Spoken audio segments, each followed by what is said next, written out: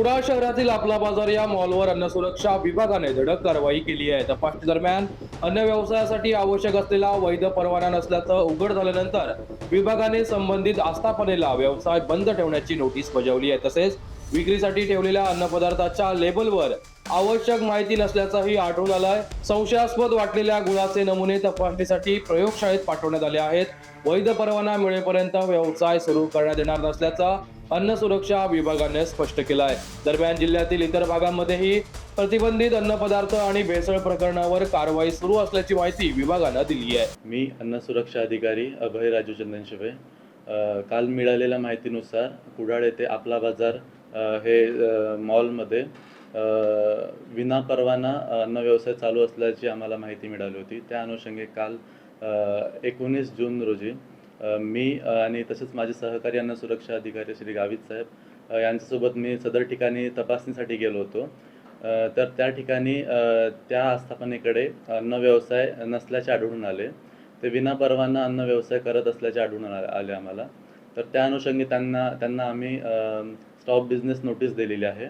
तसेच संशयावरून त्यांच्याकडून अन्न नमुने देखील घेण्यात आलेले आहेत। तर पुढचा त्यांनी लायसन्स धारण करूपर्यंत त्यांना अन्न व्यवसाय बंद ठेवावा लागेल। रिपॅकिंग वगैरे त्यांनी करायला पाहिजे, त्याच्यावर लेबलचे सर्व डिटेल्स वगैरे टाकायला पाहिजे होते, तसे त्यांना निर्देश दिलेले आहे।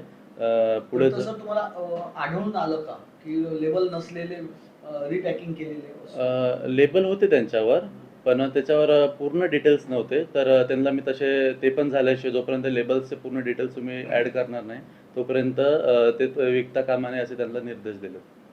सर, सिंधुदुर्ग सहित अजून महाराष्ट्रापर्यंत त्यांच्या काही शाखा आहेत, अशा पद्धतीची काही गोष्टी त्या शाखांमध्ये असतील असा काही संशयावरनं त्याही शाखांची तपासणी होणार आहे का? भविष्यात जर तसा ग्राहकांकडून काही तक्रार असेल किंवा संशय आला तर नक्कीच त्या ठिकाणी देखील जाऊन तपासणी करूयात आणि जे काही त्रुटी असतील त्यानुसार योग्य ती कारवाई घेऊयात। याबाबत तक्रार होती का? या आरक्षणाच्यावर कोणाची तक्रार होती? तक्रारदाराबाबत माहिती आम्हाला देता येत नाही, तशी डिस्क्लोज करता येत नाही। तक्रार होती। हां, हो। बरं, तर लायसन नाही ह्याला काय टाइम बोर्ड आहे का? तुम्ही त्यांना काय टाइम बोर्ड दिलाय का? या तोपर्यंत हे नाही, जोपर्यंत ते लायसन्स घेणार नाही तोपर्यंत त्यांना व्यवसाय बंद करावा लागेल। लायसन्सची काय किती कालावधीत काय जातो सर? लायसन्सला अप्लाय केलं तर ते सहाय्यक आयुक्त यांच्याकडे ते अप्रुव्हलसाठी येतं। ते चेक करतील, पडताळणी करतील। जर त्यात काही त्रुटी असतील तर त्यांना त्रुटी सांगतील आणि त्रुटी नसेल तर मग त्यांना अप्रुव्हल करून लायसन्स त्यांना ग्रँट केलं जातं। विनापरवाना आहे म्हणून त्यांना आता पेनल्टी स्वरूपात काय कारवाई? त्याच्यावर ॲडज्युडिकेशन दाखल करतो आम्ही। ते ठाण्यामध्ये ॲडज्युडिकेशन चालू असतं। याच्यापूर्वी जिल्ह्यात असे काय झाले आहेत का? नाही, माझी पहिलीच पोस्टिंग आहे तर माझी तरी पहिलीच कारवाई होती। पहिलीच कारवाई आजपासून बंद आहे? हां, कालपासून कालपासून हां, काल कारवाई केली। याच्यामध्ये त्यानं तुम्ही सील मारलं की नाही, सील नाही मारत आम्ही।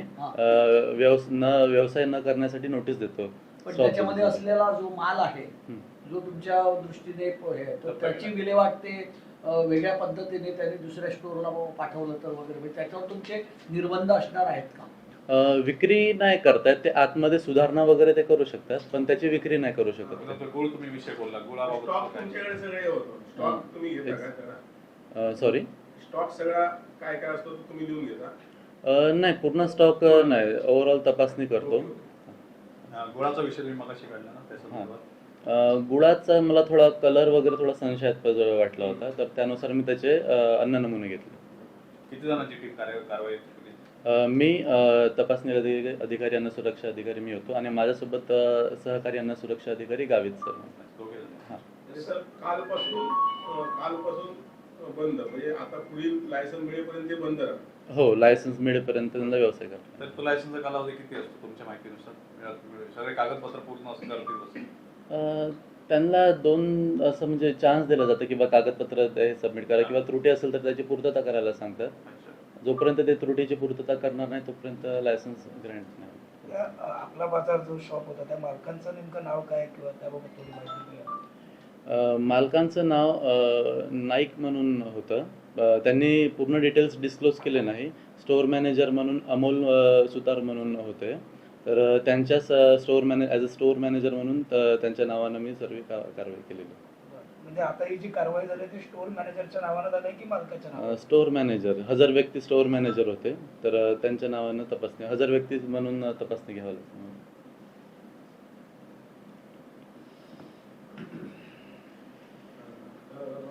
येस स्टेटस कारवाईचं प्रतिबंधित अन्नपदार्थाबाबत पण कुडाळ झालं, तसेच सावंतवाडी आणि परत वैभववाडी इथं पण प्रतिबंधित अन्नपदार्थाबाबत कारवाई केली आम्ही. त्यामध्ये गुटखा पकडून त्यांच्यावर गुन्हा दाखल देखील केलेला आहे.